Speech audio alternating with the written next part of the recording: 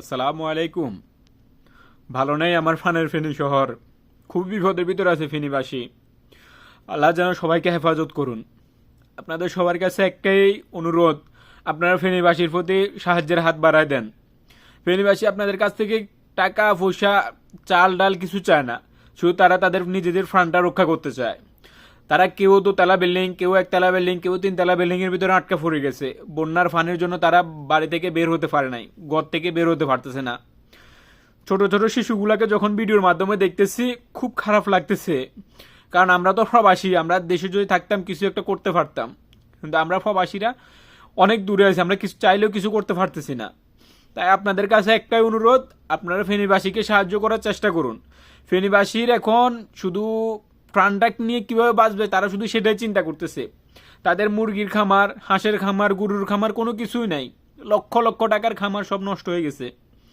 তাই ভাই আপনার ফেনীবাসীর এখন সব থেকে যেটা বেশি দরকার সেটা হলো যে নৌকা কিংবা স্পিড বোট নিয়ে তাদের শুধু মানুষগুলোকে বাঁচান। আমরা আর আপনাদের কাছ থেকে কিছু চাই না। তো একটা কথা মনে রাখবেন, বিপদে বন্ধুর পরিচয়। যেই বিপদের ফাঁসে দাঁড়ায় সেই হলো রিয়েল হিরো। আপনাদের মধ্যে অনেককেই দেখছি যে যখন একটু সিলেটের বন্যার সময় আপনারা অনেকেই সাহায্যের হাত বাড়ায় দিছেন, ত্রাণ দিছেন। আমরা আপনাদের কাছ থেকে ত্রাণ চাউল ডাল কিছু চাই না, শুধু আমাদের প্রাণটা রক্ষা করেন। আমরা ফেনীবাসীর কাছে আলহামদুলিল্লাহ টাকার অভাব নাই, আমরা নিজেদের টাকা দিয়ে চলতে পারবো, সমস্যা নাই। আপনারা শুধু আমাদেরকে বন্যার ফানি থেকে রক্ষা করেন, আপনারা চাইলেই পারেন। বর্তমানে যে অবস্থা ফেনীর, পুরো ফেনী মনে হয় না আজকে রাত্রের ভিতরে কি হওয়ার লাই জানে। হয়তো আজকে রাত্রের পরে যায় ফেনী সকাল দেখতে পারে কিনা তাও সন্দেহ আছে। হাজার হাজার মানুষ বাড়িঘর ছাড়া হয়ে গেছে, অনেক কষ্টের ভিতরে আছে। আমরা প্রবাসীরা আছি, সমস্যা নাই, আপনাদেরকে সাহায্য করব যতটুকু পারি ইনশাল্লাহ।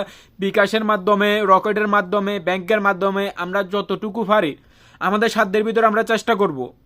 আমাদের সকল প্রবাসীর ফ্যামিলি পরিবারগুলা খুবই বিপদের ভিতরে আছে।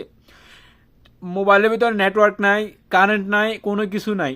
আমরা খুবই বিপদের ভিতরে আছি, বাড়িতে একটু যোগাযোগ করতে পারতেছি না। ফেসবুকে ভিডিওর মাধ্যমে যে ভিডিওগুলো দেখতেছি, মানে মানুষের আহাজার এছাড়া কোনো কিছুই দেখতেছি না। খুবই কষ্টের ভিতরে আছে ফেনীবাসী।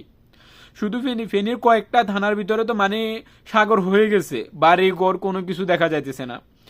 আর মানুষের অর্থ সম্পদের কোনো কি মূল্য, কোনো কিছুই নাই।